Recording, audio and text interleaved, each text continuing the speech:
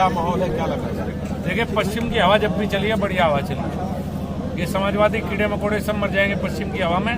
सब एक तरफा भारतीय जनता पार्टी की फसल बढ़िया तरह से ले जाएगी। जिस तरीके से समाजवादी पार्टी के घोषणा पत्र, यानी ये कहा जाए कि उनका वचन पत्र, क्या लगता है सर ये वचन पत्र कितना कारगर होगा? जैसे पुरानी पेंशन व्यवस्था की बहाली की बात कर रहे हैं, 300 बिजली यूनिट फ्री बात कर रहे हैं, इस तरह की, तो इस तरह की जो हवा है, मतलब क्या लग रहा है? अखिलेश ने नोट छापने की मशीन लगाई है SFI में, वहाँ से नोट छापेगा, सब कुछ फ्री देगा।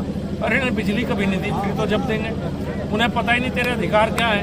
ये कोई अखिलेश यादव और इनका घोषणा पत्र की तो है कि लूटेंगे कैसे इस प्रदेश को। अपने कितने भाइयों को विधायक बनाना है, कितने भाइयों को MLC बनाना है, कितनों को सांसद बनाना है, कितनों को चेयरमैन बनाना है, फिर जिले बांटने हैं और उत्तर प्रदेश को लूटना है। ये काम है समाजवादी पार्टी का, अखिलेश यादव का। उत्तर प्रदेश के विकास की चिंता उन्हें, मुझे ऐसा नहीं लगता। देखा जा रहा है एक तरह से कि जो समाजवादी सरकार या समाजवादी की जो हवा चल रही है, इस तरह की जो चर्चाएं हैं इस क्षेत्र में, तो क्या प्राथमिकता रहेंगे बीजेपी की? सर कैसे लोग वोट बीजेपी को इस बार करेंगे जंगीपुर में? इसलिए वोट करेंगे कि अपराधियों से पीछा छूट रहा है, माफिया राज से पीछा छूट रहा है। अगर सपा सरकार आएगी तो माफिया वापस आएंगे। यहाँ कौन मुख्यमंत्री को सबको पता है। आज बिजली का हालात ठीक है, सड़कें ठीक है, और सरकार क्या गरीबों की चिंता कर रही है सरकार। इससे बेहतर सरकार और मिलेगी कहाँ? क्या लगता है बुलडोजर नीति के साथ? रास्ते में देखा था बुलडोजर का कमाल। गंगा के किनारे एक बड़ा सा कॉलेज था, वो बुलडोजर का कमाल आज मैं अपनी आंखों से देख पाया हूँ। आपने समाजवादी पार्टी को माफियाओं का गिरोह कहा है ही, इसमें कोई शक है? धन्यवाद साहब। जिसका आप सबको विश्वास है, तो आप सभी मेरी भूमिका में रहेंगे। जीवन का शेष क्षण जो बिता है, सब कुछ हमारे कार्यकर्ताओं के प्रति, अपने नेताओं के प्रति, अपने समर्थकों शुभचिंतकों के प्रति समर्पित रहेगा। इतना कहते हुए आप सभी का अभिवादन करते हुए मैं अपनी वाणी को विराम देता हूँ। जय हिंद, जय भारत। भारत माता की। अब जिसके इंतजार में इतने देर से आप लोग बैठे हैं, ऐसे अपने बीच में उपस्थित अपने मुख्य अतिथि, इनके लिए एक अटल जी की कविता हमें याद आती है कि हार नहीं मानूंगा, रार नया ठानूंगा, काल के कपाल पर लिखता मिटाता हूँ, गीत नया गाता हूँ, गीत नया गाता हूँ। मित्रों, पश्चिम से ये शेर विरोधियों को रोकते हुए आज पूर्वांचल में आ गया है, और मैं ऐसे शेर को अपने बीच में अपने कार्यकर्ताओं के उद्बोधन के लिए बुलाता हूं। श्री संजीव बलियान जी, श्री भानु प्रताप सिंह जी से चाहूंगा कि आवे वृत्त निवेदन लेते हुए अपने मुख्य अतिथि जी का स्वागत और अपने सामने बैठे त्रिदेव और अपने जिला पदाधिकारी, मंडल पदाधिकारी सभी का स्वागत वंदन करें। श्री भानु प्रताप सिंह जी।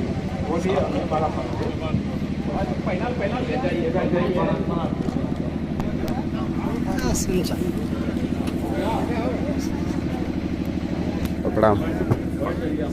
सभी लोग बैठ जाए। भारत माता के, भारत माता के। महाराज जी, अरे प्रणाम। तभी ये गाँव पैदा इस त्रिदेव सम्मेलन के मुख्य अतिथि केंद्र सरकार में मंत्री भैया देखो, आजा आदरणीय संजीव बालियान जी, देखो आजा आजा मंच पे उपस्थित इस विधानसभा के प्रत्याशी, पार्टी के वरिष्ठ नेता आदरणीय राम। ये महाराज जी का चुनाव है, दोनों गलती ना करेंगे। आज हम कहत ही, सब कहत है ना, अभी विधायक बना था, देखा इतना तेज सांस लिए ना विधानसभा में, इतना तेज लिए कि मुख्यमंत्री भी कहेंगे अरे कौन जीत के आ गया, जीत किस जिले का है। और समाजवादी जो 2-4 ठे जीतल नहीं है 403 में, वो तकिए कि वीरेंद्र के ये हरैले में का हो। सही कहते कि ना कहते? एक एक घर आपको जाना है, हमने जो काम किया है वो बताना है, उन्होंने जो कुकर्म किया है उसको बताना है।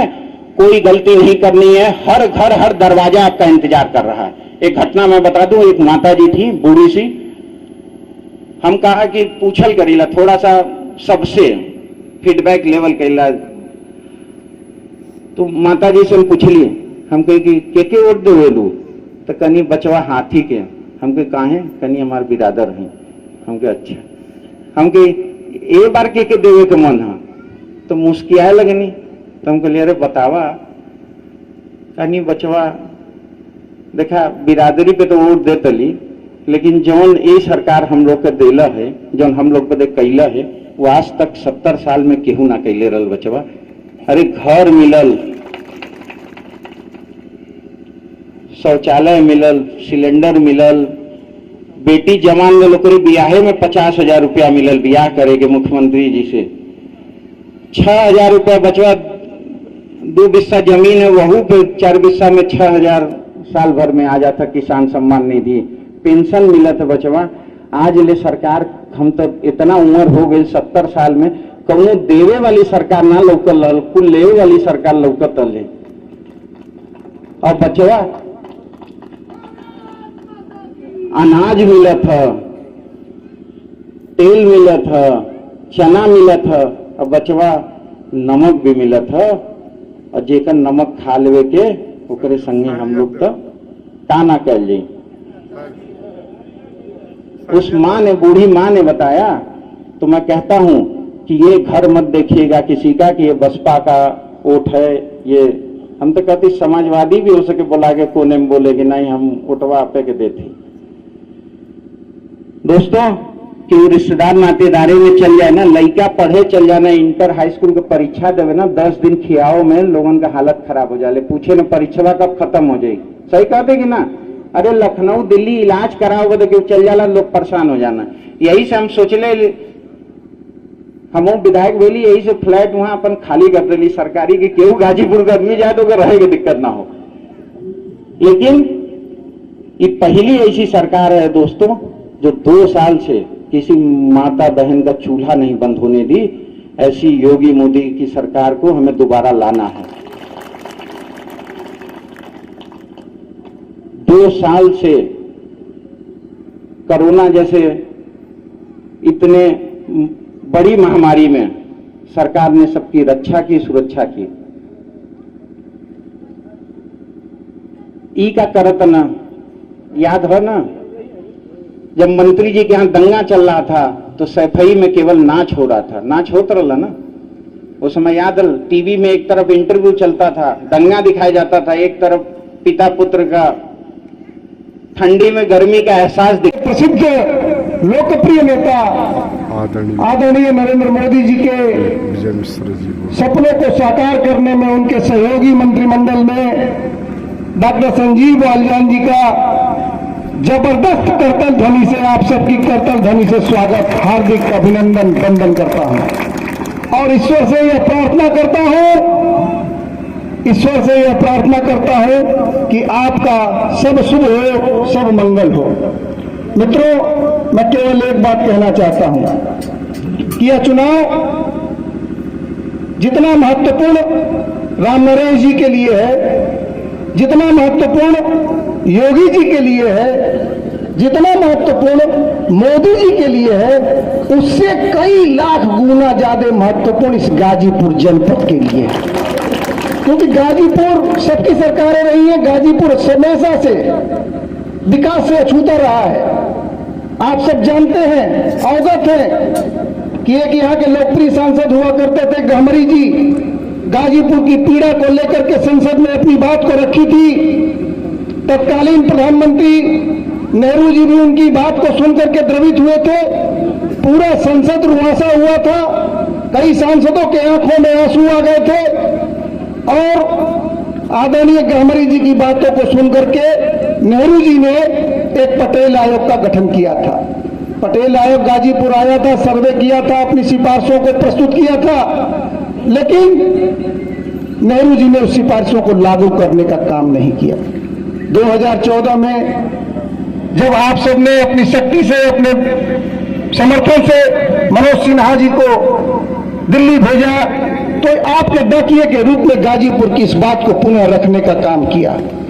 जो 70 सालों में गाजीपुर की जरूरत को पूरा करने का काम नहीं हुआ, वो ताड़ी घाट पे पुल बनकर के आप सबके सामने निर्मित हो रहा है, जो सीधा इस पूर्वांचल को लाभ देने का काम करेगा। गाजीपुर की सबसे बड़ी जरूरत मेडिकल कॉलेज, गाजीपुर की सबसे बड़ी सड़कों के रूप में जरूरत कि गोरखपुर से लेकर के बनारस तक की 4 लेन की सड़क, लखनऊ से सीधा जोड़ने के लिए पूर्वांचल की सड़क, इसलिए सब गाजीपुर की जरूरत पूरा करने का काम किसने किया? 2019 में एक गलती हो गई है, उस गलती को पुनः दोहराना नहीं है।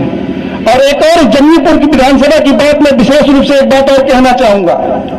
हमसे पहले के वक्ताओं ने विकास पे बात की है, एक बहुत महत्वपूर्ण विकास की बात कि बिजली आना तो बहुत दूर की बात, ट्रांसफार्मर फूक जाने पे यहां नौजवान लड़का बैठा हुआ विवेकानंद पांडे, चतुर्भुज चौबे, इन लोगों पे गुंडा एक्ट लगने का काम हुआ था, गुंडा एक्ट लगने का काम। उन सब चीजों के बदला लेने का समय है और गाजीपुर के विकास को पुनः पटरी पे न उतर पाए। 2019 में जो गलती हुई थी, यह सरकार ऐसा काम कर रही है जो आजादी के पहले भी किसी ने नहीं किया और आजादी के बाद भी किसी ने नहीं किया। आजादी के पहले का देश पे जो कलंक लगा था, राम मंदिर, अयोध्या, काशी विश्वनाथ का जो कलंक था, उस कलंक को गर्व में बदलने का काम किसी ने किया तो आदरणीय प्रधानमंत्री मोदी जी ने किया। आजादी के बाद जो कलंक लगा था, संविधान के माध्यम से कश्मीर में जो 370 लगाया गया था, उस कलंक को भी गर्व में हिंदुस्तान को बदलने का किसी ने काम किया तो आदरणीय प्रधानमंत्री मोदी जी ने। देश को गौरव अनुभूत कराने वाले प्रधानमंत्री जी के हाथों को मजबूत करना है और उनके हाथ मजबूत होगी कब? जब योगी जी मुख्यमंत्री बनी है, योगी जी मुख्यमंत्री बनी है तो जब राम नरेश कुशवाहा जी जीत के गई है। इसी प्रार्थना निवेदन के साथ पुनः मैं अपनी बात को समाप्त करता हूं। जय हिंद, जय भारत।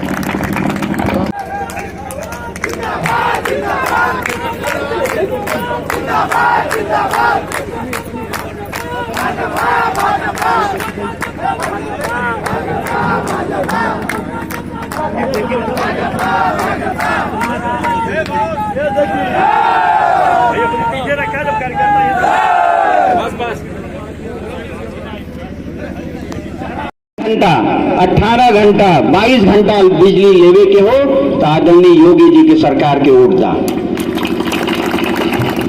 दोस्तों, आज बहुत नौजवान साथी हैं हमारे, नौकरी पे बात होती है, कहते हैं हम नौकरी देंगे, 11 लाख 12 लाख देंगे। अरे 5 साल सरकार रहल, लोक सेवा आयोग का नाम नौजवान रख लेना याद है ना? क्या नाम रहल? नहीं, आज वो नौकरी देगा नाम लेते हुए कहते हुए कि हम नौकरी दे। अरे हम पिछले बार भी आप लोगों को बताए थे, हम एक बार किसी काम से इटावा जा रहे थे, वहां कुछ नौजवान लड़के मिल गए तो अपना खड़े थे रोड के किनारे बड़ी संख्या में, तो गाड़ी वाड़ी रोक रहे थे तो हम उतरे, हम पूछे, हम कहे यहाँ काहे भीड़ लगल है? तो सब कहे कि नेताजी आवाला हूँ, यही से भीड़ लगल है। तो हम कहे यार तू लोग झंडा ले लेवा, नेताजी की तो माला वाला लेवे के चाहता, काला झंडा ले लेवा। कहना भैया ये गांव में 30 लोगन के नौकरी, ये गांव में 15 लोगन के, हम लोग गांव में 3 लोगन के नौकरी मिलल। तो हम कुछ समझ ली, थोड़ी देर रुक के फिर हम तो सोचली झूठे आजमगढ़ और गाजीपुर के समाजवादी यहाँ पैदा हुए ना, इनके तो वहीं इटावे मैनपुरी पैदा हो चाहतल।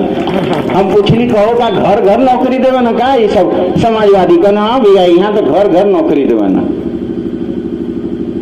आज वो नौकरी देने की बात करते हैं जिनके लोक सेवा। प्रवीण जी, आदरणीय सरोज जी, सम्मानित मंच, उपस्थित इस जंगीपुर विधानसभा की जंग में उतरने वाले सभी मेरे योद्धा भाई और बहनों,